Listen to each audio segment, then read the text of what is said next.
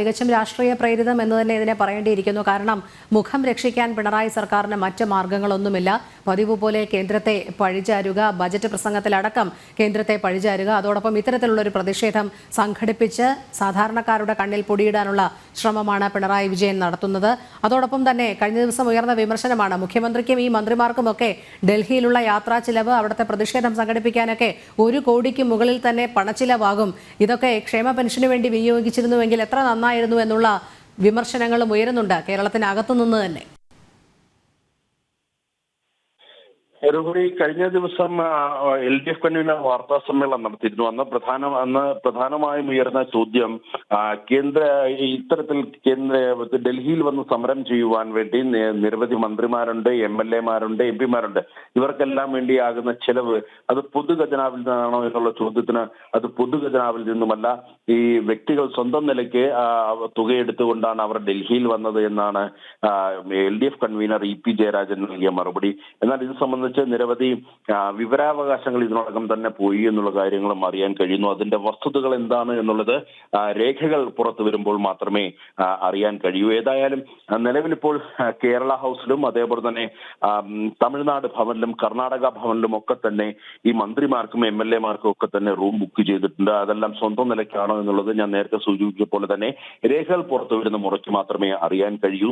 ഏതായാലും നേരത്തെ തന്നെ കേന്ദ്ര സർക്കാർ നിലപാട് വ്യക്തമാക്കിയതാണ്. ഇത് രാഷ്ട്രീയ പ്രേരിതമാണ്.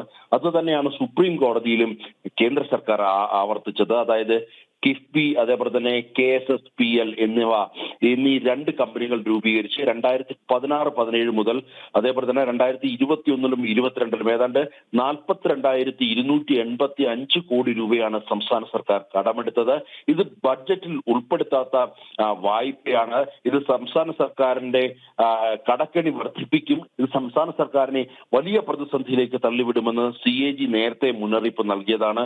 ഇപ്പോൾ സംസ്ഥാനം കടുത്ത പ്രതിസന്ധിയിലാണ് 2016-ൽ സംസ്ഥാന സർക്കാർ ഇറക്കിയ ധവളപത്രത്തിലും വ്യക്തമാക്കുന്നുണ്ട്. എന്നാൽ ഇതെല്ലാം കേന്ദ്രത്തിന് മേൽ പഴിചാരുക എന്നുള്ള ഒരു ഉദ്ദേശ ലക്ഷ്യത്തോടെയാണ് മുഖ്യമന്ത്രി അടക്കമുള്ള മന്ത്രിമാർ രാജ്യതലസ്ഥാനത്ത് എത്തിയത് എന്ന കാര്യത്തിൽ തർക്കമില്ല. കാരണം ലോക്സഭാ തെരഞ്ഞെടുപ്പിൽ ജനങ്ങൾക്ക് മുന്നിൽ പിടിച്ചു നിൽക്കുവാൻ, അല്ലെങ്കിൽ കേരളത്തിന്റെ സാമ്പത്തിക പ്രതിസന്ധി രൂക്ഷമായ ഈ ഒരു സാഹചര്യത്തിൽ, അല്ലെങ്കിൽ ക്ഷേമ പെൻഷനുകൾ പോലും മുടങ്ങിയ ഈ ഒരു സാഹചര്യത്തിൽ ഇതെല്ലാം കേന്ദ്ര സർക്കാരിന്റെ പ്രശ്നമാണ്. അല്ലെങ്കിൽ കേന്ദ്ര സർക്കാർ പണം നൽകാത്തതാണ്, ഗ്രാന്റുകൾ അനുവദിക്കാത്തതാണ്, അല്ലെങ്കിൽ വായ്പാ പരിധി ഉയർത്താത്തതാണ്.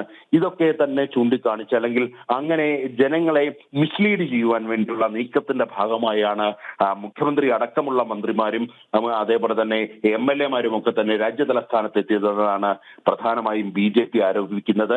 ഏതായാലും BJPയുടെ ആരോപണത്തിൽ കഴമ്പുണ്ട് എന്നുള്ള കാര്യം വളരെ വ്യക്തമാണ്. കാര്യം സുപ്രീം കോടതിയിൽ രേഖകൾ സഹിതമാണ് കേന്ദ്ര സർക്കാർ ഇതുമായി ബന്ധപ്പെട്ട് വിവരങ്ങൾ വ്യക്തമാക്കിയിരിക്കുന്നത്. ഇനി കേസ് വീണ്ടും 13-ാം തീയതി പരിഗണിക്കാനുമിരിക്കുന്നു. രോഹിണി. ശരി.